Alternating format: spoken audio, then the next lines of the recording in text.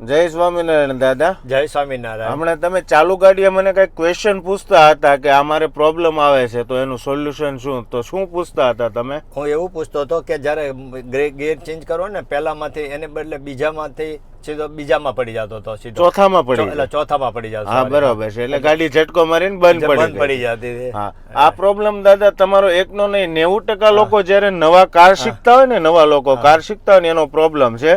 જો આવી રીતે આમ ફર્સ્ટ ગિયર લે, પછી જયારે સેકન્ડ માં લેવા જાય ત્યારે આવી રીતે ફોર્થ માં હોય છે, ગાડી ઝટકો મારીને બંધ પડી જાય. તો આની બેસ્ટ સ્ટ્રીક એવી છે દાદા કે હાથની પોઝિશન આવી રીતે રાખવાની છે.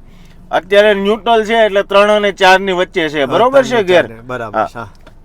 આ ફર્સ્ટ ગેર અને નોર્મલ ડાબી બાજુ પ્રેશર રાખવાનું, બહુ પ્રેશર નથી આપવાનું, ગેર ભાંગી જાય એટલું, પણ નોર્મલ પ્રેશર આપીએ અને આવી રીતે સેકન્ડ લેવાનું. એટલે ચોથામાં ના હા, પડે સીધો. આવી રીતે હાથ રાખશો ને આમ જમણી બાજુ તો ચોથામાં નહીં જાય. જો તમે આવી રીતે હાથ રાખશો ને આમ તો જો આ ભૂલથી ચોથામાં. મારે એ જ મિસ્ટેક થઈ જાય છે. હા, એ જ મિસ્ટેક થતી ને. છે ને, જે તમે કહો છો ને એ રીતે રાખીએ તો વાંધો નથી આવે, પણ બાય મિસ્ટેક છે ને મુઠ્ઠી વળાઈ જાય છે પ્રેશર થી. હવે તમારે હાથની પોઝિશન આવી રીતે રાખવાની છે, બરોબર? એટલે મિસ્ટેક ખ્યાલ આવી ગયો તમારે પેલા જે કીધું ને એ રીતે. આવી જ અવનવી ડ્રાઇવિંગ શીખવા માટેની ટિપ્સ માટે અમારા પેજને લાઇક અને ફોલો જરૂરથી કરજો. અને હા મિત્રો, જો તમારા ગ્રુપમાં પણ કોઈને ડ્રાઇવિંગ શીખવું છે તો સવાણી મોટર ડ્રાઇવિંગ સ્કૂલની અવશ્ય મુલાકાત લેજો.